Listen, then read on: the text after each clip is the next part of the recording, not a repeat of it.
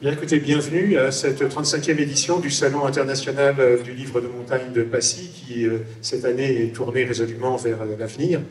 Alors, il n'y a pas que cette salle qui se réchauffe, il n'y a pas que les esprits qui s'échauffent après la très belle conférence à laquelle on a assisté ce matin. Il y a aussi les glaciers qui vivent et se réchauffent. Les images d'aujourd'hui que font les photographes, ces images effacent le passé grandiose des glaciers et ils témoignent d'une évolution dont la science souligne le caractère inéluctable. Nous avons la chance d'avoir ce matin la présence d'un glaciologue et d'un photographe. Ils permettent l'un et l'autre d'expliquer et de comprendre les phénomènes physiques qui bouleversent le paysage et ils essaient de donner des clés d'interprétation pour protéger la montagne et préparer notre avenir. Donc, le président d'honneur de cette 35e édition, Sylvain Coutran, est l'auteur de deux ouvrages très intéressants et vraiment qui permettent de bien expliquer le monde et l'avenir. Ce sont les glaciers du Mont Blanc vont-ils disparaître? Donc c'est un sujet qui nous concerne tous. De toute façon, il n'y a qu'à lever le nez de nos portables et voir un peu ce qui se passe un peu plus haut pour se rendre compte que la situation est préoccupante. Et il a signé aux éditions Guérin il y a quelques années l'Atlas des glaciers disparus. Et puis, Olivier de Sépibus, qui est à ma droite, a fait des photos de ce très bel album, Les sources de glace, où il illustre les textes de Natasia Martin, qui est une anthropologue, ou plus exactement, Natasia Martin a calqué son texte sur les photos d'Olivier de Sépibus, et cela montre la métamorphose du paysage en haute altitude. Et il nous dira tout à l'heure quelles sont les émotions que lui ont procuré cette aventure photographique, dans la mesure où il photographie les glaciers de son enfance et il les a vus effectivement vivre et se métamorphoser. Voilà, donc je vais leur laisser la parole d'abord à Sylvain Coutran qui va nous dire quels sont l'avenir des glaciers, s'il y a des raisons d'espérer, de se demander. Merci beaucoup. Merci Michel. Et tout d'abord un merci au comité d'organisation du Salon du Livre qui m'a parachuté. Le mot n'est pas galvaudé et j'étais vraiment très honoré d'être président d'honneur de ce salon. En tant que scientifique, je ne suis pas écrivain, même si j'ai plusieurs livres à mon actif. Je dois me faire relire moult fois, pas seulement pour la sémantique ou les fautes d'orthographe, mais pour parfois des tournures de phrases, aller droit vers le sujet, ne pas en dire trop, parce qu'il ne faut pas trop en dire dans un document scientifique, et dans un document de vulgarisation. Alors, un grand merci. Et là, on va essayer de parler un peu de l'avenir, c'est le sujet d'ailleurs de ce salon du livre, l'avenir des glaciers. L'avenir des glaciers du massif du Mont Blanc en particulier, on peut parler aussi des glaciers de la Terre. Alors j'ai concocté un petit PowerPoint, il s'agit d'une série d'images, il y en a 25 à peu près, plus les autres. En gros, on aura fini de passer ce PowerPoint vers 2 heures de l'après-midi, et là vous pourrez aller manger. Et après vous passerez aux questions. Donc je vais peut-être laisser la parole à Olivier, donc il va nous dire comment il a pu retrouver ces glaciers et les voir se transformer à l'aune d'une vie. Après Étienne Klein, dont j'imagine pratiquement toutes les personnes présentes ont entendu Étienne,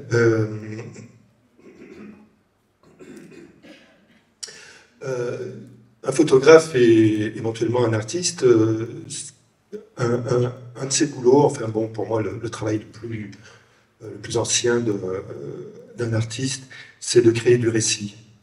Et ce qu'a fait Étienne tout à l'heure, à mon sens, c'est ce qui se fait dans nos civilisations depuis très très longtemps, c'est-à-dire qu'il nous a raconté une histoire, il a mis en récit quelque chose. Et de la même manière, selon des enjeux contemporains, de la même manière que Homère était face à un public et disait le monde et avec le don de la parole et le don de la parole poétique, disait le monde et Étienne Klein a ce don de la parole poétique et c'était un moment de parole poétique extrêmement puissante. Je dis ça parce que ce n'est pas parce qu'il est scientifique, dit scientifique, que il doit avoir les capacités de cette parole poétique pour nous capter. Voilà. Et finalement, moi, en tant que photographe, je vais faire quelque chose de très très ancien, c'est-à-dire que on sait très bien que des civilisations anciennes devaient se représenter le monde par les images. Et qu'une image nous permet de comprendre aussi le monde.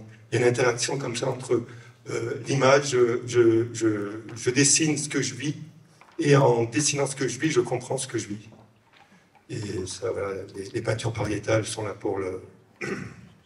Et enfin, toutes les peintures pariétales du monde sont là pour témoigner de ça. Donc moi, ce que j'ai fait, finalement, je vois comment dire, un phénomène à laquelle je n'étais pas du tout préparé, et pourtant, en 2004, je retrouve le glacier blanc, parce que moi je ne suis pas un charbonnière, mais je suis plutôt un haut alpin, enfin, pas plutôt, je suis un haut alpin, j'ai grandi à Gap, et donc j'allais dans le massif des Écrins, et donc moi mon glacier référence c'est le glacier blanc. Et je fais de l'alpinisme dans les années 80.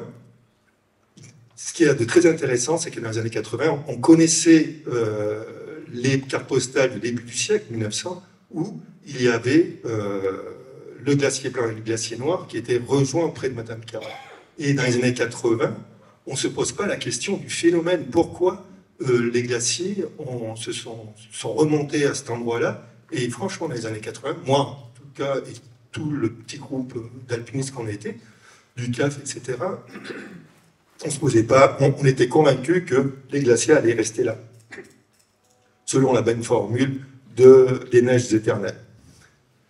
Et donc, ce qu'a posé Étienne Klein tout à l'heure sur la question de le futur ne fait pas l'objet d'un récit, eh bien, intuitivement, c'est exactement mon projet à moi. C'est-à-dire que en 2004, donc j'arrête de faire de l'alpinisme en 1988, très exactement, j'ai mon bac et je pars faire autre chose. Voilà. Et en 2004, comme un pèlerinage, je retourne au glacier blanc, et à l'endroit où il y avait les fameux escaliers, voilà, vous devez connaître ça certainement. Il y avait le front du glacier là, et j'arrive et je vois le paysage qui est vraiment très différent de ce que je connaissais adolescent. Et là, ce qui se passe, c'est qu'effectivement, il y a une question écologique dont les scientifiques sont là à décrire, n'est-ce pas? Un phénomène écologique que les scientifiques sont là pour décrire. Mais moi, en tant qu'artiste, créateur d'images, il y a ce moment où je vois le paysage changer, et en même temps que je vois le paysage changer, je me dis, je vais témoigner de ce moment, mais je ne peux pas photographier de la même manière. Et je ne peux pas faire une image dont les codes visuels soient les mêmes que ceux que l'on a fabriqués pour regarder une image de montagne en majesté, avec des grands glaciers, etc. C'est-à-dire que, à mon sens, c'est que pour donner un futur au récit que j'allais mettre en place, il fallait que je crée des nouveaux codes visuels, en tout cas pour moi. Je ne sais pas si ils fonctionneront plus tard, mais bon, il se trouve que 20 ans plus tard, je fais ce livre, donc quelque part, ça a un petit peu fonctionné. Et j'insiste juste là-dessus pour, après, pouvoir enchaîner sur ma production. Voilà. Mais c'est très important pour moi parce que la question qui se pose, enfin, moi en tant que créateur d'images, la question qui se pose, c'est que si on reste sur les mêmes codes visuels d'une image de la montagne en majesté, voilà, avec une forte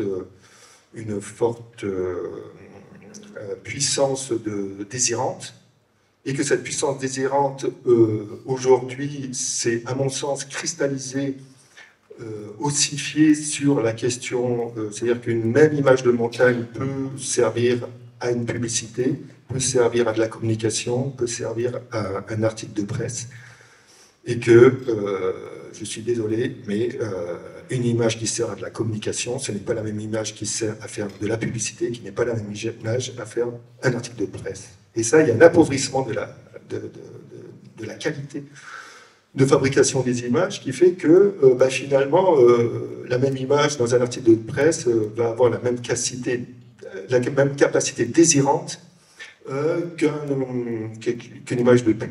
ou que la compagnie des Alpes vous dit de vouloir monter en haut des aiguilles du Midi. Bon, ben voilà, on met une image et puis en même temps on peut la mettre dans un article de presse. Ça me pose vraiment un grave problème. Donc moi, en gros, le travail que j'ai fourni, eh ben, personne n'en voulait, ni la presse, ni la pub, ni la communication. Donc je me disais, j'étais plutôt sur la bonne voie. Et maintenant, j'ai la prétention ou l'ambition, justement, que ces images puissent nous aider à décrire le phénomène d'une manière qui est complètement inattendue. Voilà. Je m'arrête ou je laisse... Ah, ben voilà, non, parce que pendant que Olivier excusez-moi, oui, parlait de son expérience, voilà. Les photos défilaient. Voilà. La chose que je trouve absolument passionnante aussi, et à laquelle je me suis aperçu en faisant des recherches iconographiques, et je suis allé forcément chercher des créateurs d'images de montagne, et donc forcément c'est dans le passé. Et donc l'histoire, elle n'est pas très ancienne, hein, ça commence en 1880, avec, on va dire par exemple, Caspar Wolf, et c'est un des premiers artistes à représenter la montagne selon des codes visuels scientifiques, voire géomorphologiques, c'est-à-dire il se soucie de la question de la proportion de l'être humain dans la montagne, il se soucie de la question géologique, c'est-à-dire que les images, on puisse voir les forces géologiques en place, de la même manière que les forces géologiques qu'il y a dans les glaciers. Donc, la géomorphologie n'existe pas, mais il monte sur les glaciers avec des scientifiques. Et moi, ce que je trouve absolument passionnant, c'est qu'à ce moment-là, au cœur de l'Europe, une terra incognita s'ouvre à une élite, qui est l'élite scientifique et artistique, alors qu'il y a des gens qui vivent dans ces milieux-là, qui sont évidemment les paysans, et qui ont une relation, on va dire, vernaculaire, aux glaciers, etc. Et qui n'ont pas du tout la même expérience et pas du tout les mêmes représentations. Ça ne veut pas dire que les représentations qu'avaient les populations locales et paysannes à l'époque étaient mauvaises ou étaient nulles. Non, c'est que ça fonctionnait pour eux. Dès qu'ils vivaient là, si ça ne fonctionnait pas pour eux, ils partiraient. Donc, les représentations qu'avaient les paysans fonctionnaient pour eux, et bon, voilà. Le fait qu'ils pensaient qu'il y avait des dragons, etc., ça fonctionnait. Il n'y a pas de souci. Il y a des dragons dans les crevasses. Si tu montes sur le glacier, tu vas te faire bouffer par un dragon, etc. Ça fonctionne. Et donc, ils sont ils sont en train d'inventer un nouveau récit. Et les scientifiques et les artistes. Et l'un et l'autre, avec Saussure, par exemple, c'est vraiment, et Bourrit, Saussure et Bourrit sont deux. Bourrit fait les illustrations et Saussure fait les mesures, on va dire. Tous les deux sont dans une situation d'expérimentation, ça c'est très important. Un siècle et demi plus tard, on a l'impression que les choses sont données, que les choses sont posées de cette manière-là et que c'est normal. Donc, ils sont vraiment dans une situation d'art science. Les scientifiques expérimentent leurs outils et les artistes expérimentent leurs représentations. Et si vous regardez tout le siècle, vous voyez comment les artistes ont sué pour représenter les glaciers, les montagnes. Il y a plein de façons de représenter. Et on va dire que le dernier qui a vraiment ossifié la représentation de la montagne, c'est Loppé, qui est présent. Là, il y a un livre et il y a l'arrière-petite-nièce qui est dans le hall de notre salle. Et vous pouvez voir. Et donc, Loppé est vraiment le très grand artiste qui a insufflé une puissance de l'image que les photographes, après, ils ont pris tous les codes visuels qu'a créé Loppé. Hein. C'est très facile. Et ils n'ont pas créé grand-chose depuis, pendant un siècle. Donc, à mon sens, pour pouvoir parler du phénomène qui est en train de se passer, il était important de faire cet effort, au moins pour moi, je ne dis pas pour les autres, mais au moins pour moi, de travailler cette question du récit et des codes visuels. Et ça crée des images. Et il ne faut pas croire que les images de Caspar Wolf, de Bourrit, etc., étaient des images qui étaient qui avait du succès à l'époque. Non, ça circulait dans une élite, hein, on fait l'histoire, mais c'était une petite élite, quoi. Mais cette élite avait le pouvoir et ils étaient dans l'université, etc. Et aujourd'hui, c'est eux qui ont gagné. Donc on a l'impression que c'était normal. Non, c'était pas absolument normal. Donc voilà, et aujourd'hui, si j'ai l'ambition de faire des images selon des codes visuels qui sont à établir et qui sont à créer, disons que... alors, quels sont les codes visuels? À quoi je suis dans le livre? Puisqu'il y a un objet, hein, il y a un objet livre que les éditions, on va dire, Guérin ont pris en charge. Moi, en général, quand je fais une photo, elle doit être agrandie à 1 mètre. C'est-à-dire, voilà. Là, c'est un agrandissement génial. J'adore cet agrandissement. Moi, j'aime le grand. Il faut se balader dans l'image, il faut voir, il faut être comme ça. Si vous allez au Louvre et vous allez voir un Delacroix, comme ça, c'est génial, quoi. Donc moi, je suis vraiment dans cette perspective, faire des photographies grandes. Je rêve de faire un jour une exposition avec des choses comme ça. C'est pour ça que je vais travailler sur une projection. Donc voilà. Et moi, qu'est-ce qui m'intéresse? C'est, je suis du verbe suivre, et peut-être je suis du verbe être aussi, les glaciers pendant 20 ans. Et il y a un phénomène d'identification au glacier qui se met en place au bout d'un certain temps.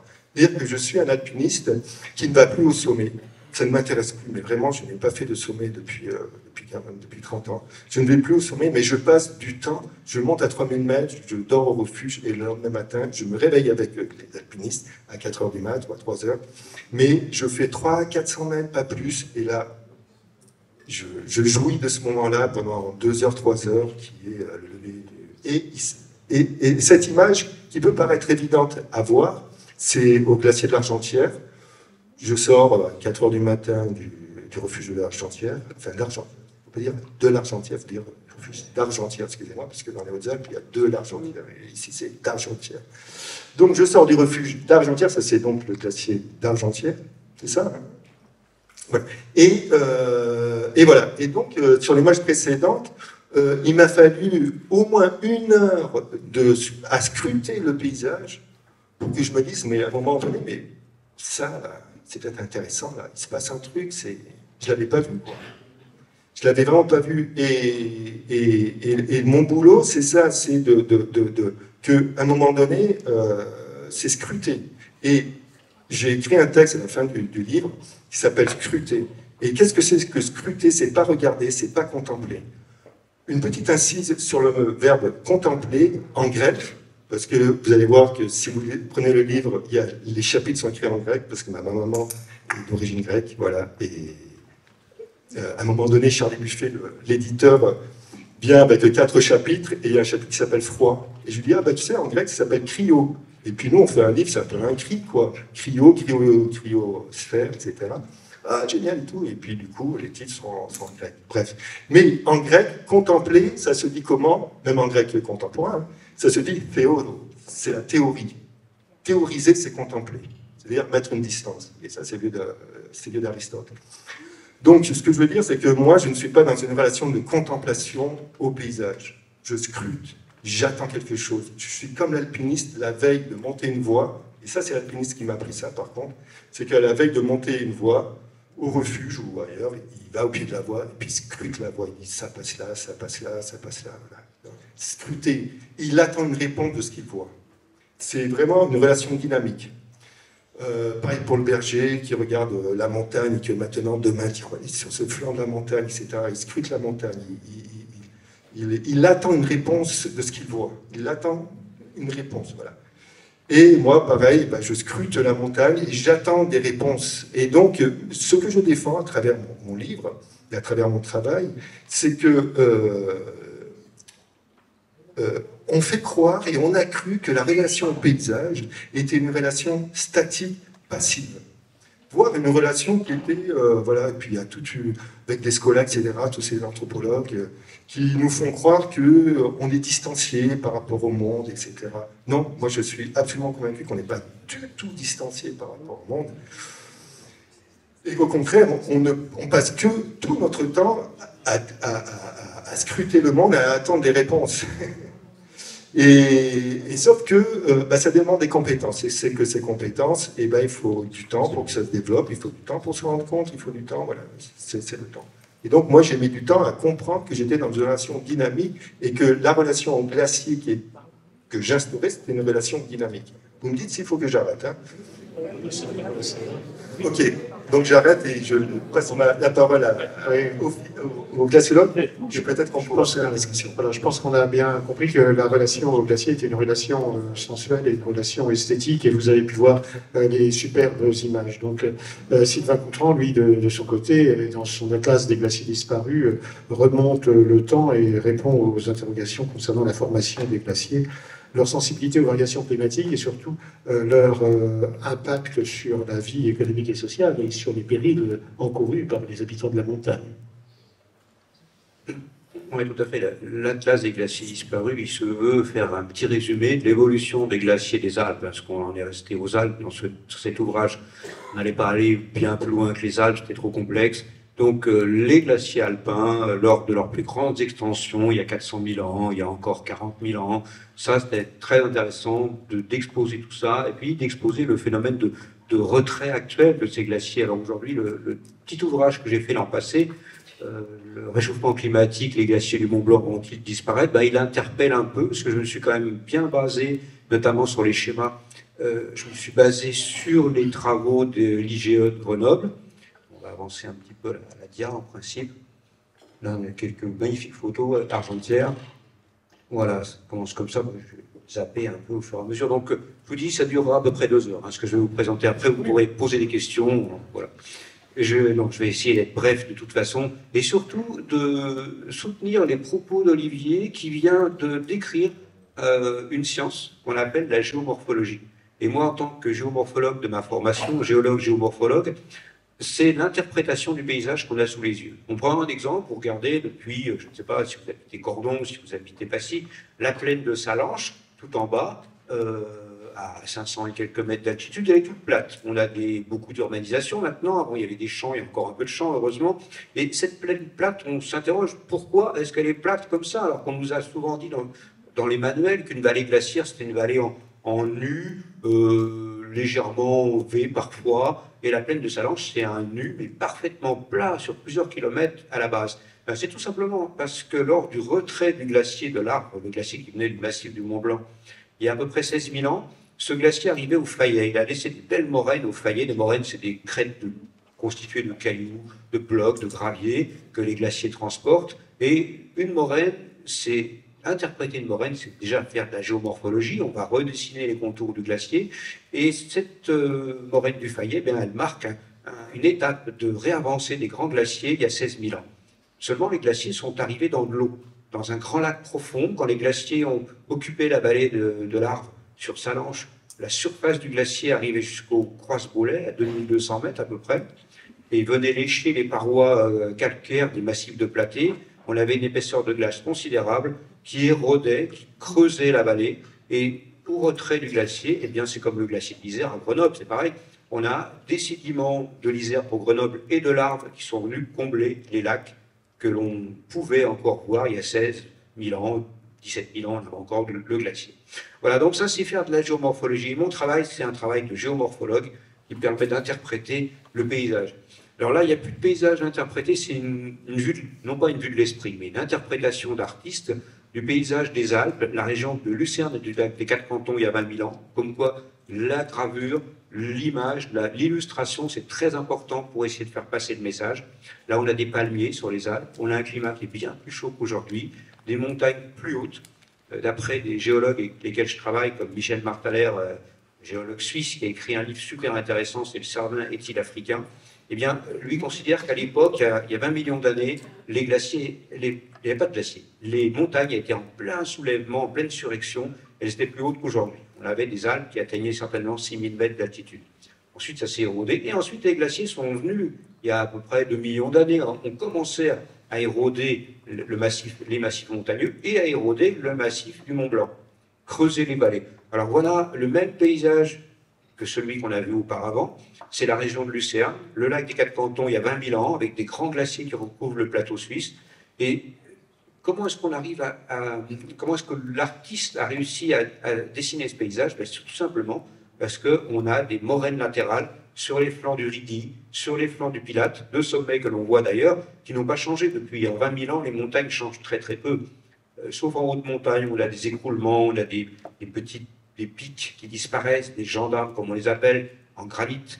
Le pic sans nom avait un pic sommital en 1860 qui s'est écroulé, deuxième écroulement en 1905 lors du séisme de 1905. Donc là, on a des changements sur des sommets effilés, mais sur des sommets ronds, arrondis, on n'a vraiment pas beaucoup de changements. Un paysage qui évolue. Alors, j'ai choisi deux slides qui sont très importants de vous les montrer, qu'à une époque, à l'époque où on n'avait pas de glacier dans les Alpes, il faisait très chaud, les températures moyennes étaient de l'ordre de 5 degrés, 6 degrés en moyenne, supérieure à celle d'aujourd'hui. C'est l'époque du Messinien. Le Messinien, ça a été beaucoup étudié. C'est une grande crise climatique où la mer Méditerranée s'est retrouvée séparée de l'océan Atlantique suite à la formation d'un isthme, en fait, au niveau du détroit de Gibraltar, les colonnes d'Hercule. Alors, les colonnes d'Hercule, comme les Grecs les ont appelées, se rejoignaient évidemment. La Méditerranée qui doit son niveau actuel, non pas avec les fleuves qui arrivent dedans, parce qu'il y a beaucoup d'évaporation, mais par la communication avec l'Atlantique. C'est le niveau global des océans qui donne le niveau de la mer de la Méditerranée. Donc là, on a un abaissement à 1500 mètres de la surface de la Méditerranée entre la Corse et l'Espagne, et on a un abaissement à 2000 mètres au large du delta du Nil, dans la partie est de la Méditerranée. Vous voyez que c'est une époque vraiment étonnante, très étonnante, qui a beaucoup été étudiée.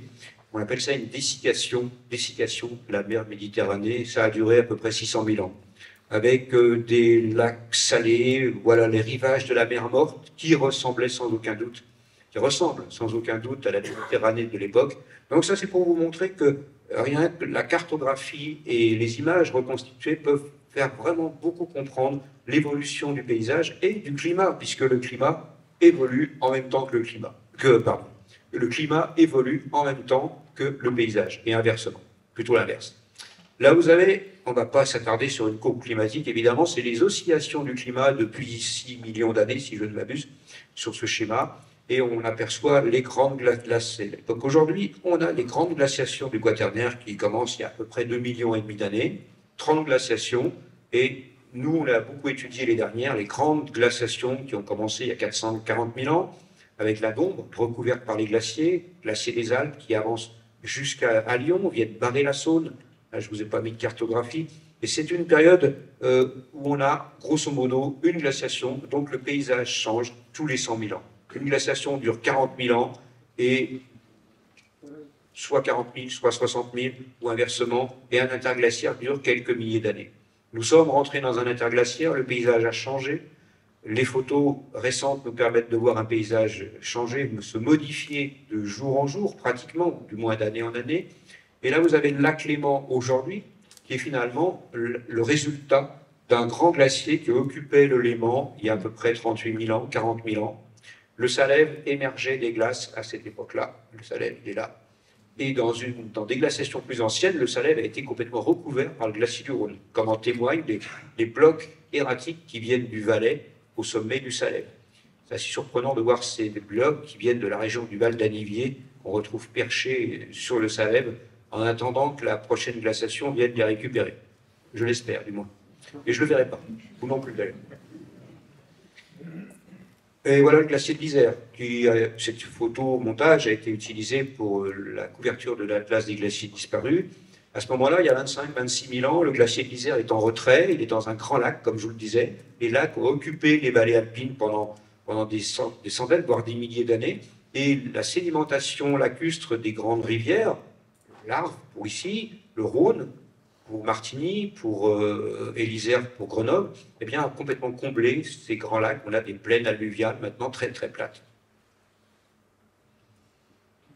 Alors, pour reprendre aussi par l'image des événements, il y a 20 000 ans, 25 000 ans, le niveau de la mer était grosso modo 130 mètres plus bas. Tout simplement parce qu'on a un phénomène qu'on appelle le glaciostatisme. Pendant 40 000 ans, 50 000 ans de glaciation, vous avez un stockage de la glace, de la neige sur les grandes calottes glaciaires de l'hémisphère nord, surtout.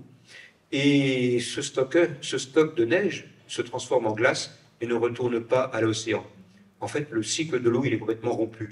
Et au bout de 40 000 ans, ben, vous avez un abaissement d'à peu près 130, 140 mètres maximum du niveau de la mer, y compris la Méditerranée, puisque l'accès à la grotte Cosquer pouvait se faire il y a 20 000 ans, il y a 30 000 ans. Il y a plusieurs industries que l'on retrouve dans cette grotte, mais surtout des peintures rupestres absolument magnifiques. Alors là, vous avez le cap, la calanque de la triperie en 2024. Cette calanque est ici. Je me suis trompé de bouton. La calanque de la triperie, elle est ici. Et la grotte Cosquer, elle s'ouvre au pied de la calanque de la triperie, avec un plateau continental qui a été occupé par des animaux de l'époque, des animaux, toute une faune qu'on appelle du Quaternaire, du Pléistocène, des périodes froides, et les hommes baignaient dans la grotte Cosquer à ce moment-là. Ensuite, la grotte s'est retrouvée sous l'eau à partir de 11 000 ans à peu près, avec la remontée du niveau de la mer. Alors ça, c'est également une photo très intéressante, parce que c'était vraiment une très ancienne photo de John Ruskin, un peintre et écrivain et auteur, qui a beaucoup dessiné et fait quelques photos, des daguerréotypes des glaciers du Mont Blanc et des sommets. On reconnaît l'aiguille. Quand on n'a pas sa télécommande, on est perdu. On reconnaît bien le pilier Bonatti qui a disparu récemment en 2005, lors d'un grand écroulement.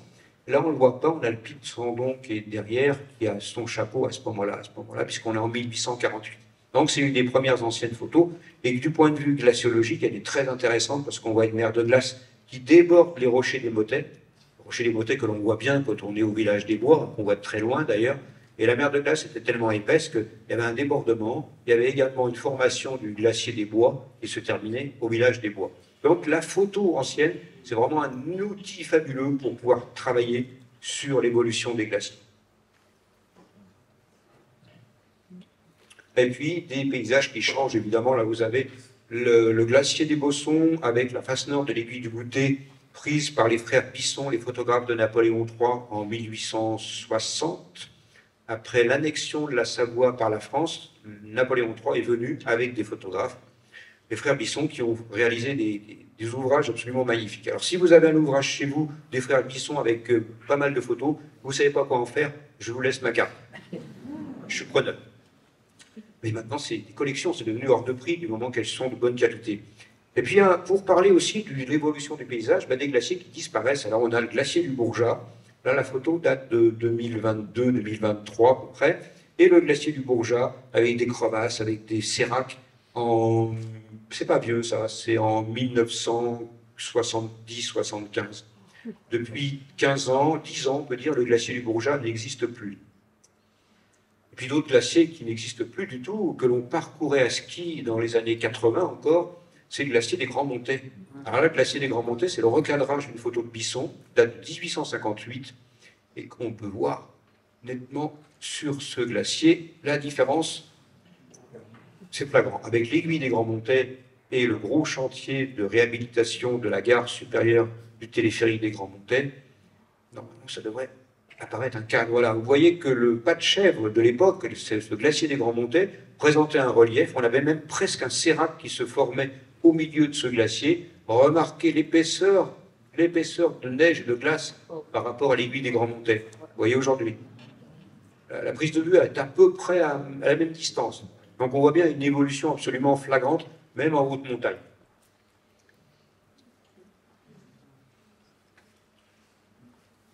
Alors la mer de glace, évidemment, on va en parler un tout petit peu quand même, surtout pour des modélisations. Ça, ce sont aussi une photo des frères Bisson datant de 1860. On voit un glacier très épais, très crevassé. Les glaciers sont très crevassés lorsqu'ils vont vite. Et les premières mesures d'écoulement, c'est Joseph Vallot qui les a réalisées en 1890. Le glacier face à la gare du Montanvert, il n'y avait pas encore la gare à l'époque, mais face au Montanvert, avançait d'à peu près 110 mètres par an. Il avait peint des pierres qui lui permettaient, chaque année, notamment qui lui ont permis de démontrer que le glacier va plus vite au centre que sur les bords, parce que les pierres du centre avançaient beaucoup plus vite, voire 2 à 3 fois plus vite. Et en 1890, les vitesses étaient de 110 mètres par an. Maintenant, il n'y a plus de vitesse. Elles sont stationnaires sous la gare d'arrivée du chemin de fer. On a une vitesse qui était encore de 5 à 10 mètres par an il y a 5-6 ans. Maintenant, c'est complètement stagnant. on a ce qu'on appelle des glaces mortes, que l'on aperçoit, on n'aperçoit pas les glaces mortes parce qu'on a une vue en direction de l'amont, mais on voit bien la perte d'épaisseur de ce glacier qui dépasse 200 mètres sous la gare de Montanvert. On voit bien ces grandes moraines latérales qui témoignent de l'extension ancienne de la mer de glace. Et là, ces deux images, ces deux cartes en fait schématiques sont issues des travaux de l'IGE, et Christian Vincent, qui a pris sa retraite, là, qui était glaciologue au laboratoire de glaciologie de Grenoble, m'a permis d'utiliser ces schémas que j'ai mis dans le dernier petit bouquin d'ailleurs. On voit une mer de glace en 2030 qui commence à se séparer de la chute de Sérac du Géant. La chute de Sérac du Géant, elle est... Je n'arrive pas à passer la dia. Elle est ici, en fait. Et malheureusement, le glacier va se couper de ces chutes de Sérac par manque d'alimentation. Il y a un manque d'accumulation de neige et de glace dans le glacier du Géant. Ce qui va se produire, c'est une séparation de la mer de glace. Voilà, pour cette zone. Et puis, on remarque au niveau du glacier d'Argentière que le glacier va reculer en amont du verrou de Lognan. Là, on a la chute de Sérac qui n'est plus active aujourd'hui. On a quelques blocs de glace qui tombent, mais sans plus. Et vous avez en 2040 un lac dans lequel, même avant 2040, dans lequel le glacier d'Argentière va reculer. Ça va accélérer le retrait de ce glacier. On voit nettement que les Séracs du Géant sont totalement coupés de la mer de glace, qui meurt comme un paquet de glace morte avec encore un petit peu de mouvement, parce que la glace, elle a toujours un peu de fluage. C'est par son propre poids qu'elle continue à s'écouler légèrement, avec des vitesses très très faibles. Alors, un autre lac qui apparaît au niveau du glacier de l'Échaud. Et puis, la suite est moins gaie, encore moins gaie. C'est en 2070, la mer de glace est en train de mourir dans un milieu lacustre, avec des paquets de glace morte, couverts de cailloux. Il ne faut pas espérer une belle glace bien blanche qui flotte sur l'eau. La glace sera de la couleur de la glace sous la gare du Montanvert aujourd'hui. Et le glacier d'Argentière recule dans le lac qui a accéléré le retrait de ce glacier d'Argentière, que l'on aperçoit à nouveau. On aperçoit à nouveau ici sur cette diapo. Et il n'y a pratiquement plus de glacier d'Argentière. Seules les avalanches venues des faces nord, de l'aiguille verte, des droites, etc., vont alimenter des cônes de glace pouvant reconstituer le glacier d'Argentière en quelques centaines d'années, si ça se passe bien. Et cette image est intéressante. Vous avez les amis du Vieux Chamonix, du Vieux Chamonix qui m'ont permis d'utiliser cette photo. On voit le glacier des Royons en 1897 avec la surface du glacier d'Argentière ici, l'aiguille des Grands Montets, et vous pourrez la comparer avec une photo actuelle. Pourquoi l'image elle est parlante, hein. Photo qui n'est pas actuelle puisque c'est encore accéléré, elle date de 2019. Je l'ai prise depuis la surface du glacier en 2019. Alors le glacier a perdu de l'épaisseur, il a perdu 2 km de longueur à peu près maintenant, et le glacier des Rognons est en train de mourir gentiment, progressivement. Alors aujourd'hui, les langues glaciaires se coupent. Est-ce que j'ai encore une minute ou deux? Ça va? Merci. Les langues glaciaires se coupent complètement. Ça, vous constaterez au glacier de Bionacé, vous le constatez au glacier de Trélatête. C'est une image flagrante du retrait glaciaire, le glacier de Trélatête. Si on regarde le glacier de la Brun, c'est le champion du retrait glaciaire puisqu'il a perdu 2,5 km, voire 2,6 km depuis 1988. En 1988, on avait encore de la glace qui descendait depuis la chute de Sérac, et ce qu'on appelle la pierre à moulin dans ce secteur-là, c'est un rocher qui apparaissait autrefois, peut-être même sur une gravure de Lynx. Jean-Antoine Lynx a réalisé des gravures vraiment exceptionnelles où il avait vraiment à cœur de représenter le paysage tel qu'il était. Et ça nous a beaucoup servi pour comparer les extensions et le volume de la glace à la fin du XVIIIe et début XIXe siècle. Ça, les gravures de Lynx sont très très intéressantes. Alors là, c'est le glacier de la Brun, du moins ce qu'il en reste, avec de la glace recouverte de cailloux, des glaces mortes, on en trouve ici également. Et je suis repassé là en 2024, le paquet de glace morte a encore diminué, et on a ce glacier qui est suspendu au-dessus de l'escarpement rocheux maintenant. Et puis un autre exemple intéressant. Alors, je tiens à remercier Rémi Fontaine, qui n'est peut-être pas dans la salle, mais que je vois régulièrement, un collectionneur de photos magnifiques, géologue de son état. en retraite et qui m'a permis d'utiliser cette magnifique photo du glacier de Bionnassay qui déborde dans la vallée de Bionnassay, au-dessus du village de Bionnassay, au-dessus du village de Bionnet. Alors, quand on monte au front du glacier de Bionnassay aujourd'hui, on passe dans la forêt, on retrouve plein de petites crêtes qui sont des moraines datant de cette époque. On voit bien que le glacier, ça c'est une photo du glacier en retrait, le glacier est arrivé jusqu'ici dans les années 1820. Le chemin que vous pouvez prendre pour aller au front du glacier, si vous restez en rive gauche, vous passez au pied d'une belle cascade. La voici. Si on compare avec l'image d'aujourd'hui, voilà la situation.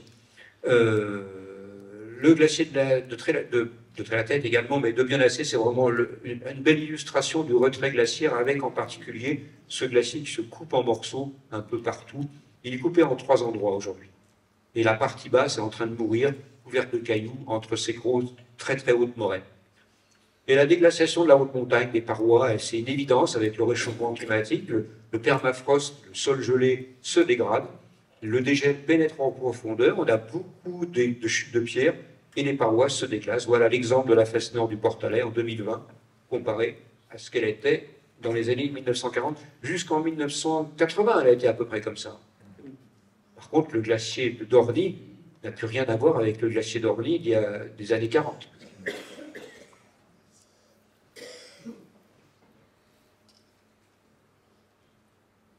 Alors, un autre exemple, le glacier des Bossons, il est vraiment remarquable parce qu'il est tout près de la... Il n'est pas loin de la route, hein, il est loin maintenant. Mais il faut savoir que le glacier des Bossons, il est arrivé jusqu'à l'emplacement de la route nationale, la route blanche, en 1820 à peu près. 1820, 1818, le maximum d'extension de ce glacier, 2 km de plus qu'aujourd'hui. Alors cette photo correspond à la période où les glaciers ont réavancé dans les années 80, les années 70. En 1984, on allait au front du glacier des Bossons s'entraîner à cramponner sur la glace, c'était extraordinaire. Et puis voilà une autre photo qui nous montre le glacier en 2023, pris à peu près du même endroit, grosso modo avec des blocs que l'on retrouve dans ce secteur. Donc depuis 1984, le glacier a perdu 1,2 km. Ça s'est vraiment aggravé ces dernières années, avec l'apparition de fenêtres. Vous voyez, en 2024, on a des fenêtres, on voit le substratum rocheux, la roche, qui apparaît par endroits, parce que le glacier n'est plus assez rapide pour entretenir une épaisseur suffisante. Si le glacier va vite, il épaissit. Si le glacier ralentit, il désépaissit. C'est le cas actuellement. Et regardez cette photo à droite. Eh bien, ça, je l'ai prise hier ou avant-hier. Vous voyez les fenêtres qui se sont ouvertes. Et là, ça s'est encore aggravé, ça c'est sous un autre angle. Le glacier, on va avoir une langue qui va être bifide d'ici 1 an ou 2 ans. Et voilà, vue du plateau des Pyramides sur la moraine en 2018. Et vous voyez l'évolution de la situation. Là, on est en 2025. Une photo qu'on m'a donnée il y a quelques jours. Un glacier qui, malheureusement, on espérait qu'il serait un petit peu préservé du retrait, ce qui n'est pas le cas de la mer de glace, mais maintenant, le glacier des Bossons la langue terminale commence à disparaître, malheureusement. Alors, on va passer vite là-dessus, parce que c'est intéressant, mais c'est une courbe climatique qui est extrapolée des carottages de l'Antarctique, sur les travaux de Claude Lorius et ensuite des successeurs à Claude Lorius, Jean Jouzel, entre autres, qui ont interprété l'analyse des carottes de glace. Alors là, vous avez une courbe des températures et une courbe du dioxyde de carbone, le CO2. On voit bien que ces deux courbes peuvent parfaitement se calquer. Et si on s'exprime en parties par million, c'est une unité de mesure qu'on va utiliser pour une partie par million, c'est une molécule de dioxyde de carbone, c'est une mesure pour n'importe quel gaz, pour 1 million de molécules d'air. Donc, en période glaciaire, la teneur de l'atmosphère, elle est de 180 ppm. Très régulier, comme on peut le voir. Glaciation, la dernière, l'avant-dernière, etc., etc. Et puis, en période interglaciaire, comme c'était encore le cas dans les années 1880, 1900, on monte à 280 ppm, plus ou moins 10 ppm. Ça reste la norme. Et après, ça se dégrade à nouveau. Et les ppm diminuent. Ce sont les océans qui dégagent du dioxyde de carbone quand la Terre se réchauffe. Et aujourd'hui, on est monté à 425, 426 ppm. On sera à 426 ppm cette année. Et ça, c'est très, très, très préoccupant, puisque une telle valeur, on ne l'a pas eu depuis 14 millions d'années exactement. On n'a pas une teneur en gaz à effet de serre de l'atmosphère depuis 14 millions d'années.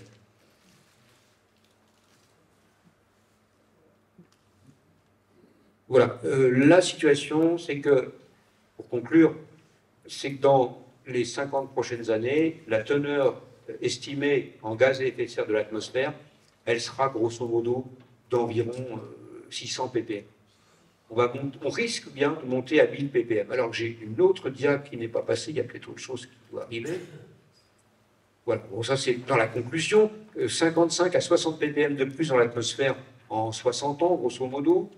Et alors ça c'était une valeur d'il y a quelques années. Maintenant sur une autre dia, vous allez voir que les scientifiques chinois qui travaillent à l'université du Michigan, d'ailleurs avec la politique qui est menée aux États-Unis, je pense qu'ils n'auront pas beaucoup droit à la parole, en parlant du réchauffement, et Liang Zhu, qui est un scientifique chinois qui travaille à l'université du Michigan, suppose que si on continue dans ce chemin d'émissions de gaz à effet de serre, on pourrait retrouver des telles concentrations de gaz à effet de serre qu'on avait il y a 55 millions d'années.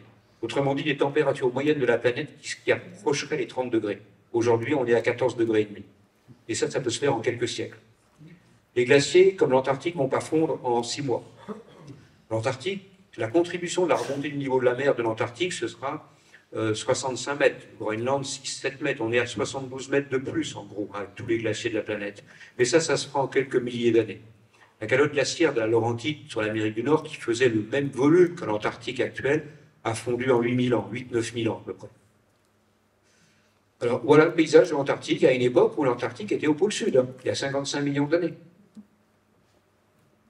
Et on pourrait arriver à ce stade. Donc comme quoi la photo c'est quand même très intéressant.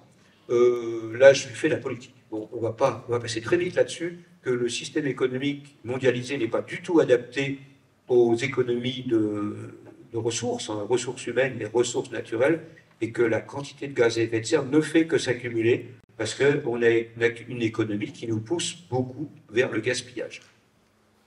Donc ça, le post-croissance, oui, ça fait moins peur que la décroissance, mais il faut vraiment qu'on change notre fusil d'épaule, on n'a vraiment pas le choix pour changer le système. Ça a du mal à passer.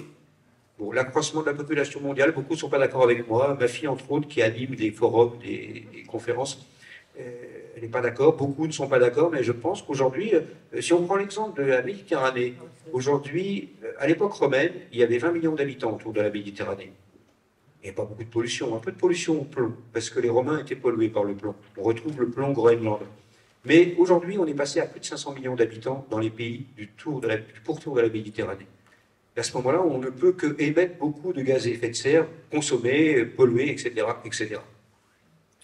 Alors moi, j'aime bien cette phrase. Elle est attribuée à Sitting Bull, peut-être un autre chef indien, c'est possible, qui avait vraiment une vision intéressante, comme quoi il faut vraiment préserver les écosystèmes, préserver la nature, sinon ça va vraiment nous retomber dessus. On a une véritable bombardement au-dessus de notre tête. Voilà, on est à 3 degrés de plus dans l'atmosphère aujourd'hui par rapport à 1900, enfin 1880.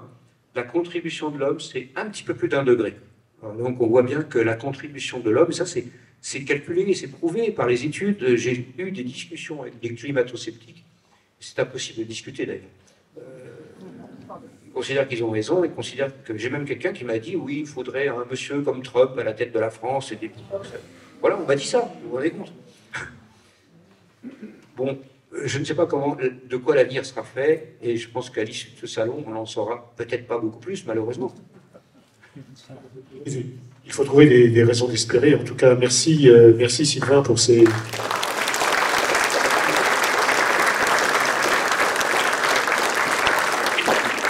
Merci pour ces photos vraiment très impressionnantes qui montrent la modification du paysage avec des crises climatiques qui ont duré sur plusieurs millénaires mais aussi cette modification du paysage, cette déglaciation de la haute montagne, et certainement liée à l'activité humaine.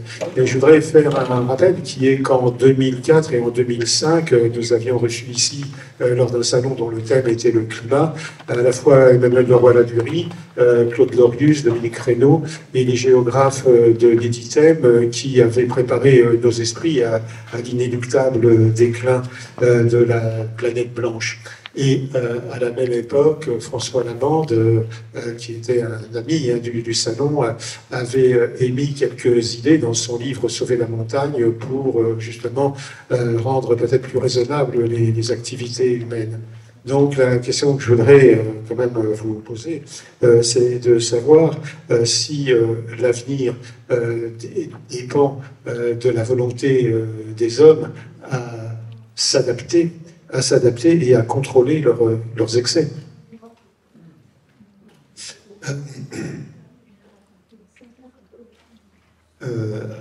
Je fais une incise sur les projections et les modélisations.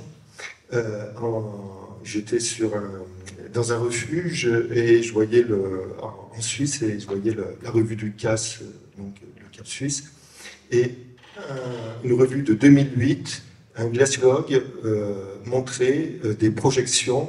Donc j'étais au glacier de Morteratsch, et donc il y avait le glacier de Morteratsch et le glacier Perse qui se rejoignaient à l'époque. Et il y avait les projections 2020, 2030, 2040 de l'évolution des glaciers. Et l'évolution la plus... donc il y avait 3 scénarios, et donc le scénario le plus pessimiste disait qu'en 2027, le glacier Perse et le glacier de Morteratsch allaient se séparer. Or, on est en 2022, ça faisait bien longtemps que les 2 glaciers étaient séparés. Donc ce que je veux dire, c'est que ce qu'il y a d'important pour moi, c'est que la question de la modélisation, c'est un travail en cours sur des modèles qui sont en constante retravail, et de la même manière que Saussure expérimentait ces instruments, aujourd'hui, et ça je le dis sous la présence d'un scientifique, les scientifiques expérimentent leurs modèles en même temps qu'ils donnent des résultats. Ce que je veux dire, c'est que, et ça rejoint le propos de Klein, c'est que nous sommes dans une situation où nous donnons de l'avenir à nos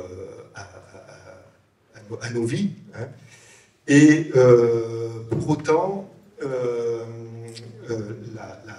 la question du récit scientifique ne peut pas s'extraire d'un relativisme, malheureusement, qui fait que, effectivement, les climato-sceptiques s'engouffrent dans cette question relativiste. Et donc, ce que je veux dire, c'est que nous, artistes, notre boulot, c'est de savoir et de comprendre, sur la base de savoir scientifique, ce qui se passe, et que nous soyons capables, nous, de produire du récit qui permettent d'ouvrir des voies du possible. Et moi, mon travail, ça a été de passer d'un paysage désirable, donc c'est cette haute montagne faite de glaciers, à un paysage indésiré. Une montagne, et comment on passe d'un paysage à un désert de glace à un désert de pierre. Et c'est une épreuve artistique, c'est-à-dire comment représenter un désert de pierre. Il y a quelques images de désert de pierre dans le livre, et pour moi-même, c'est un véritable défi. Comment lire, comment décrire un paysage fait de désert de pierre.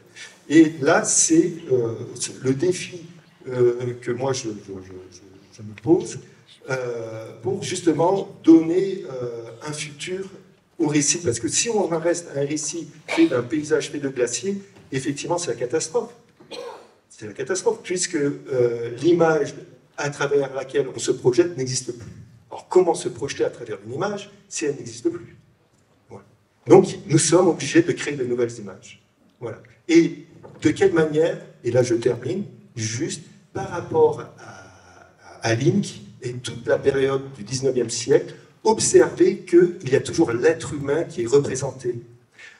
Pourquoi on représente l'être humain? Parce que finalement, l'être humain, il fait échelle. Il est petit dans l'immensité de la montagne. Ça, c'est la nouvelle conception scientifique du monde qui s'instaure depuis le XVIIIe siècle. C'est-à-dire que, comment dire, il y a une nature sauvage, hostile, et l'être humain est représenté petit et il a du courage à aller se mesurer à cette hostilité de la nature. Et après, c'est tout l'aspect alpinistique qui s'enclenche.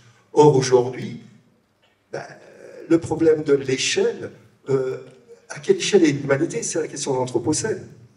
Donc moi, c'est pour ça que si vous regardez mon travail, il n'y a pas d'êtres humains, il n'y a jamais d'êtres humains représentés dans mes photos. Ce n'est pas parce que j'aime pas l'humain, c'est pas parce que je suis misanthrope, au contraire. Mes photos sont faites pour être regardées par des humains. Mais par contre, se pose la question, mais à quelle échelle sommes-nous? C'est grand, c'est petit, voilà. Et la question de l'échelle, c'est vraiment une question, on va dire, c'est la question d'aujourd'hui, c'est à quelle échelle doit-on modéliser notre activité pour que nos relations avec les entités naturelles soient, on va dire, pas harmonieuses, parce que l'harmonie, c'est vraiment... Voilà, c'est pas une conception très opérationnelle, mais qu'elle soit, en tout cas, peut-être vertueuse. Oui, il ne faut pas se satisfaire de l'esthétique des photos que nous montre Olivier de Sélibus. Il faut voir aussi quels sont les bouleversements de la vie au temps de ce réchauffement climatique et de la transformation du paysage. Et quel est l'impact de cette transformation sur la vie économique et sociale, sur l'activité agro-pastorale, et aussi quelles sont les incidences en termes de risques naturels? Il y a énormément de choses qui vont évoluer avec le réchauffement climatique. Pour déjà, le recul des landes glaciaires va libérer des espaces qu'on ne pouvait pas exploiter avant, exploiter du moins profiter. On parle d'exploitation hydroélectrique d'ailleurs dans le Haslital, la Haute-Vallée de l'Ar, pour construire de nouveaux barrages sur ces territoires qui ont été libérés récemment par les glaces, d'où plus grande production d'hydroélectricité. C'est pas vraiment raisonnable, ça. Il y a le complexe hydroélectrique de la Haute-Vallée de l'Ar est absolument fabuleux. Il produit une quantité d'énergie extraordinaire. On peut s'arrêter là. Et on veut toujours plus.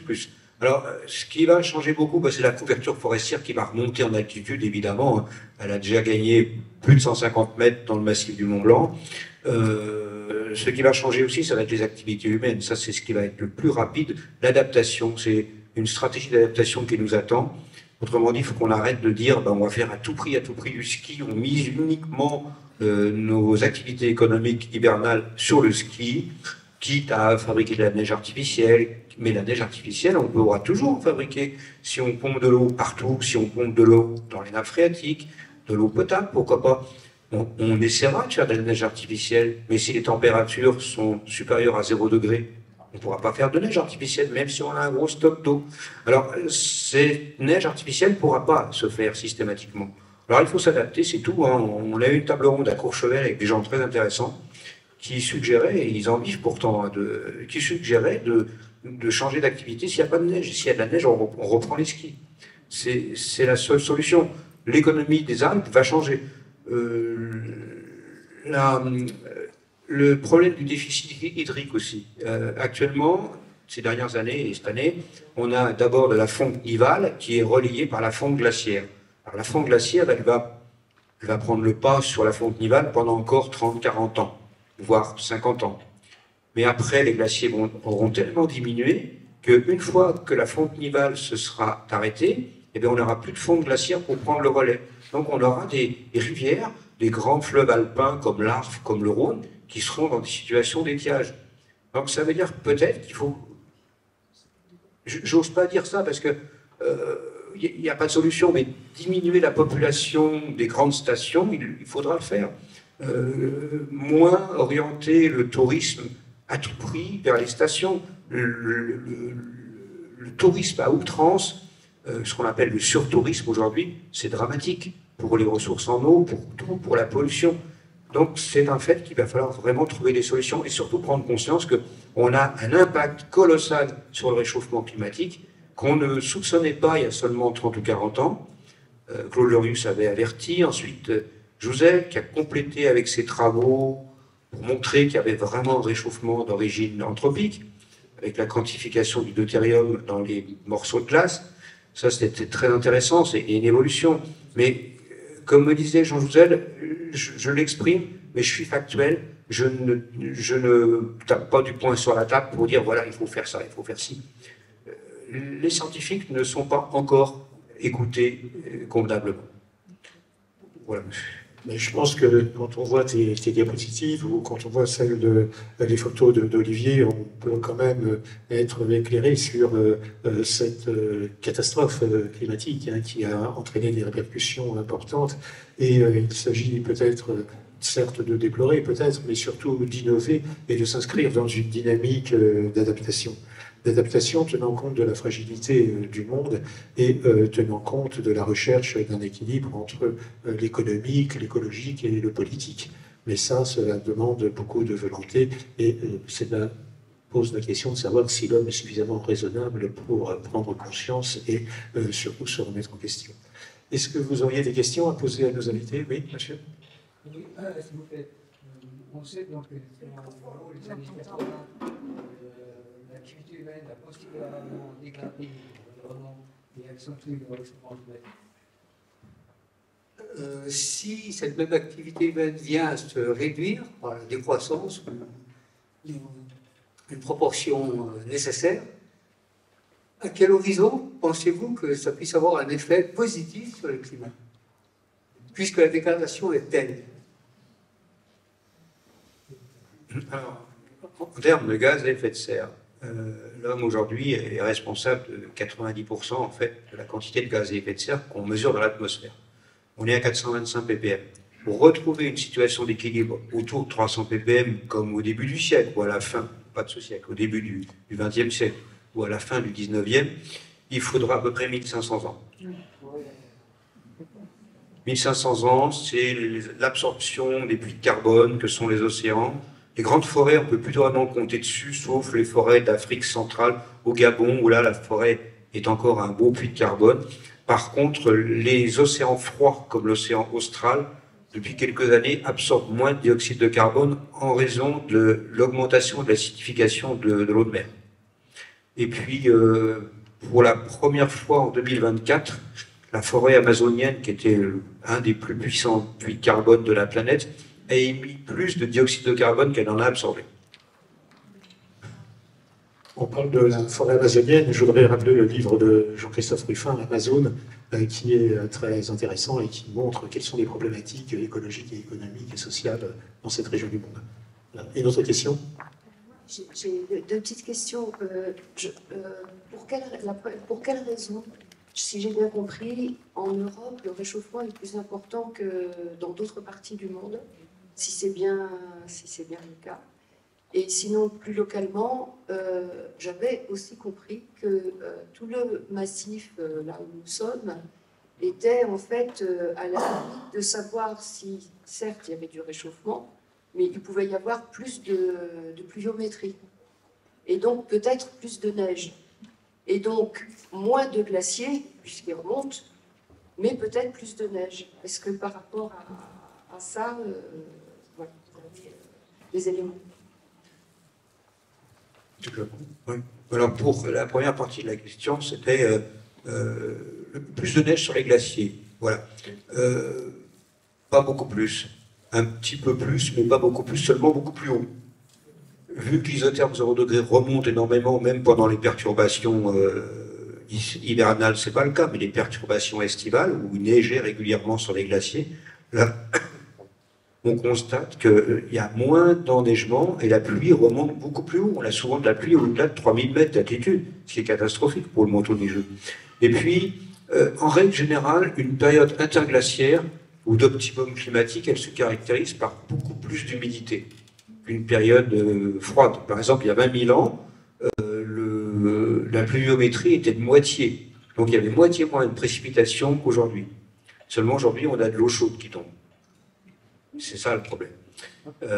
Au sommet du Mont Blanc, il neige pas plus qu'avant, il y a plus de vent, il y a des perturbations qui viennent du sud, ce qui explique que le sommet du Mont Blanc bouge un peu, puisque c'est une congère de neige. Mais oui, on pouvait espérer qu'il y ait beaucoup plus de neige, mais ce n'est pas le cas. Ça a été mesuré, quantifié depuis une vingtaine d'années. Moi, c'est une question pour vous, Olivier. Qu'est-ce que vous cherchez à provoquer en fait avec vos photos? Est-ce que si on trouve la photo belle, ça vous dérange puisque vous cherchez à trouver des nouveaux codes qui vont pas vers une puissance désirante de la photo? Est-ce que c'est une prise de conscience ou est-ce que c'est un espoir de, c'est une émotion de quelle nature en fait que vous cherchez? Merci pour cette question. Et enfin, je réponds très très vite. Si j'avais commencé à travailler sur la question dont le critère de prise de vue était la question de la beauté, je n'aurais rien fait.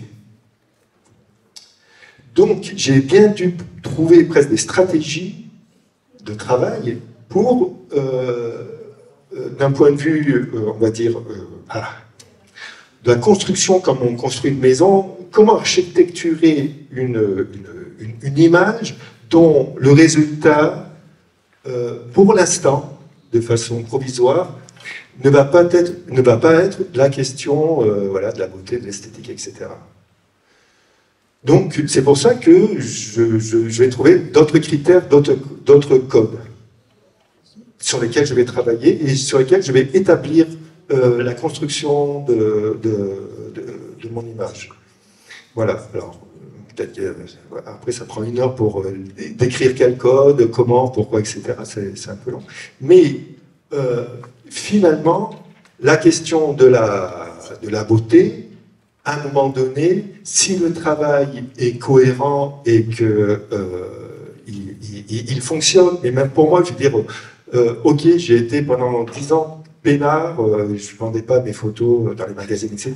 Mais il n'empêche qu'il y avait des musées qui m'exposaient, il y avait des critiques d'art qui... Voilà, donc, ce que je faisais, je sentais qu'il y avait un écho, mais, donc voilà, j'avais une espèce de, comment dire, ce que je faisais, il était validé par d'autres personnes. Et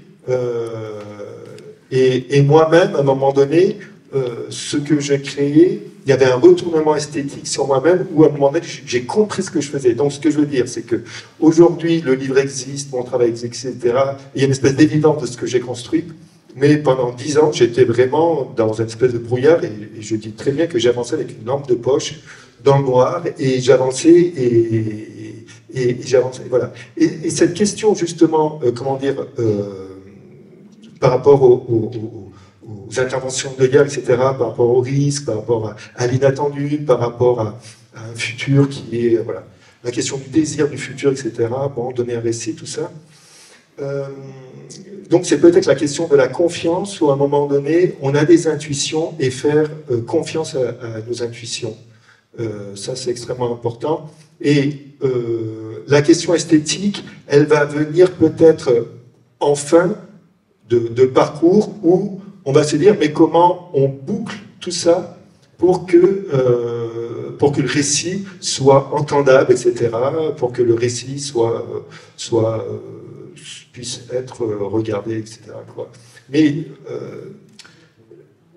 la relation esthétique et la relation du beau, c'est vraiment voilà, une question ancienne par rapport aux artistes. Bon, c'est la question de l'avant-garde. Ce qui est regardé à une époque ne l'est pas, et puis finalement, 20 ans plus tard, c'est regardé, ça devient une normalité. Bon, voilà, on est un peu dans ce jeu-là. On va savoir ce qui va rester de ce livre dans 20 ans, voilà. Oui, la beauté est un refuge, mais il ne faut peut-être pas non plus se réfugier dans l'angélisme, parce qu'il y a la réalité qui nous rattrape. Et si l'on peut faire confiance à l'homme, peut-être au niveau individuel, au niveau collectif, c'est peut-être plus compliqué quand on voit ce qui se passe à travers le monde. Est-ce que vous auriez d'autres questions à poser? Oui.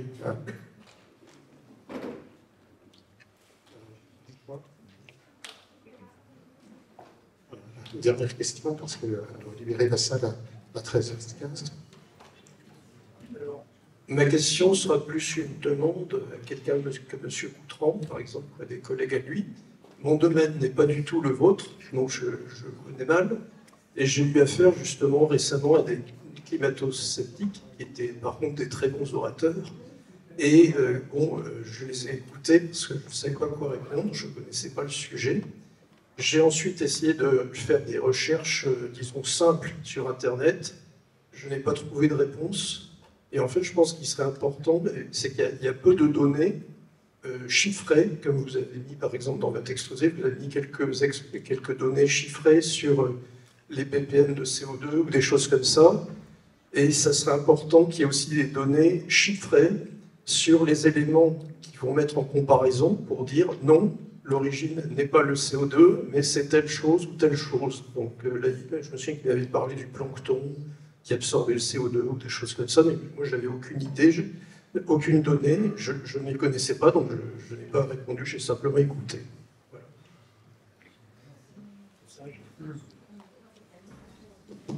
Oui, c'est vrai que j'ai été aussi confronté au débat avec quelques climato-sceptiques. Et encore, si je dis débat, c'est pas un mot adapté parce qu'il n'y a pas de débat. La plupart des climato-sceptiques ne veulent pas débattre. Ils considèrent qu'ils ont raison, malheureusement.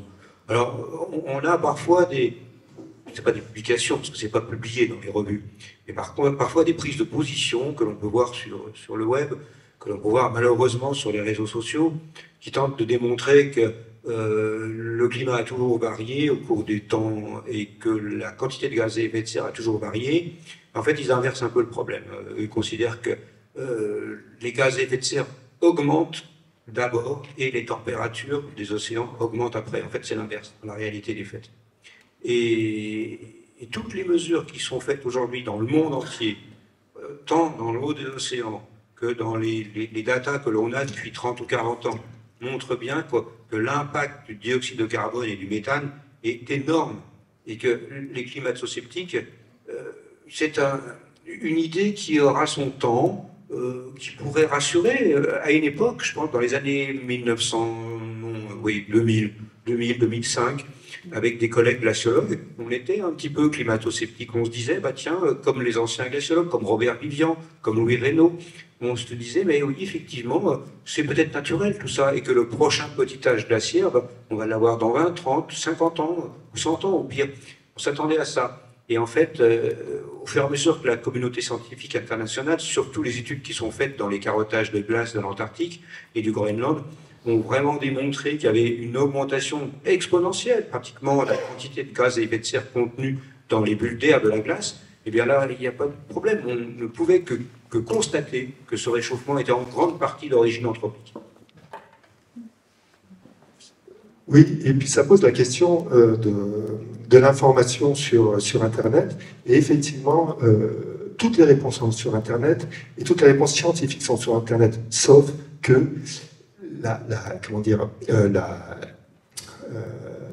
la façon dont les scientifiques émettent leur savoir, ce sont des articles, et il faut aller sur des sites assez dédiés, et ils sont en anglais, donc il faut connaître les codes pour pouvoir décrire et pour pouvoir lire, etc., ces articles. Alors que les climato-sceptiques, ils ont tout pour eux. Ils ont des GAFAM qui le deviennent, ils ont les milliardaires qui le sont, et donc ils ont un pouvoir de diffuser n'importe quoi sur Internet qui fait qu'une requête pour un sujet a beaucoup plus de chances de tomber sur un climato-sceptique que sur des informations juste éprouvées. Et ça, peut-être que la communauté scientifique, aujourd'hui, elle doit peut-être se bouger et envahir un peu plus les Internets. On a bien vu sur la pétition là, sur la loi du plan. Dès qu'il y a des écolos, etc., qui commencent à faire de la diffusion sur Internet, et ça fonctionne, après tout. Et donc, il faudrait que les scientifiques se bougent un peu plus, sortent de leur soi-disant neutralité, parce qu'ils ne le sont pas, et qu'ils envahissent un peu plus Internet, les données, fassent des confs, qu'ils soient sur YouTube, qu'ils soient qui soit indexable un peu mieux et qu'il réponde de façon plus claire et plus nette avec cette vague fasciste qui est en train de nous venir, quoi. Le terme, il est clair, quoi. Et voilà, et là, on est un peu au milieu du gué. Et quand on voit la dernière victoire sur la loi du plan, moi, je me dis, bah, finalement, le rapport de force existe. Et que, voilà, il y a vraiment un combat qui se joue là, à cet endroit-là. Cela dit, on peut aussi se dire que beaucoup de messages sur Internet n'ont rien à envier au bref de comptoir du Café du Commerce. Donc il faut quand même être prudent. Est-ce que vous avez un message d'espoir à nous diffuser avant qu'on aille manger? Oui. On pourrait déplorer qu'il y a surtout des têtes aux cheveux gris et pas de jeunes. Moi, ce que je voudrais vous dire, c'est que chacun dans la salle, parce que vous êtes des anciens, et que c'est un honneur de l'être et de le devenir, vous avez une parole importante à dire à vos enfants et à vos petits, surtout vos petits-enfants. Donc arrêtons de jouer la gloriole, de faire comme si tout allait bien, de donner des glaces à la vanille toutes les 2 heures à vos petits-enfants, parce que moi je suis papa et j'ai un gamin de 10 ans et qui va chez ses grands-parents et que voilà, je reviens et j'ai encore 10 jours de boulot pour récupérer ce que les parents veulent faire croire, les grands-parents veulent faire croire. Non, vous avez une responsabilité, elle est noble, vous êtes là, on a appris plein de trucs cette matinée, apprenez à dire un récit qui ne soit pas catastrophique, qui ne soit pas angoissant, mais racontez un récit tel que votre cœur et votre âme voudraient leur dire. Et enfin, la vie n'est pas qu'une bonne nouvelle et n'est pas que cool. Voilà. Donc, apprenez et essayez de réfléchir de quelle manière vous pouvez parler à vos petits-enfants.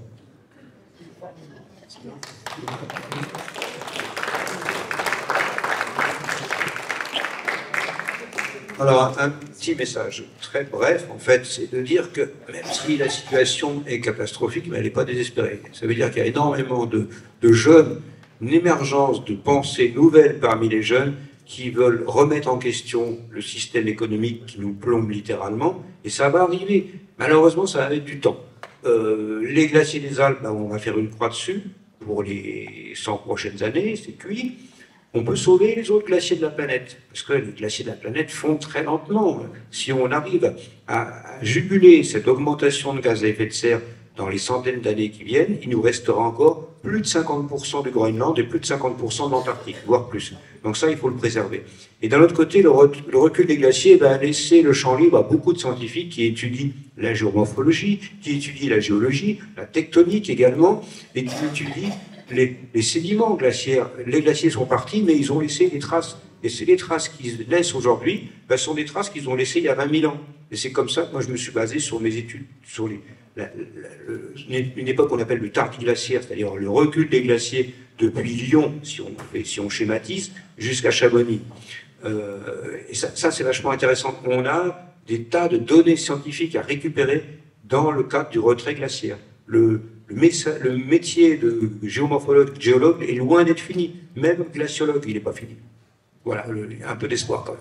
Alors, en tout cas, je voudrais remercier nos invités et puis surtout rappeler leurs œuvres pédagogiques. Hein. Atlas des glaciers disparus de Sylvain Boutran, Les glaciers du Mont Blanc vont-ils disparaître aux éditions Gap, et puis Natasia Martin et Olivier de Sépibus, Les sources de glace aux éditions Paul Sey.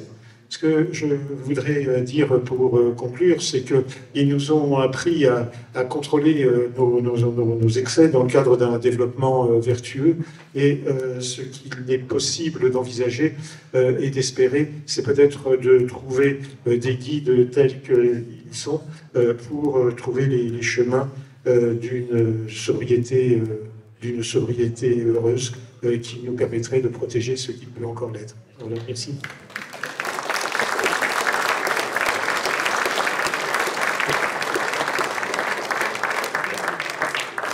Bon, vous pourrez retrouver nos invités là sur le palier où ils dédicaceront leur ouvrage.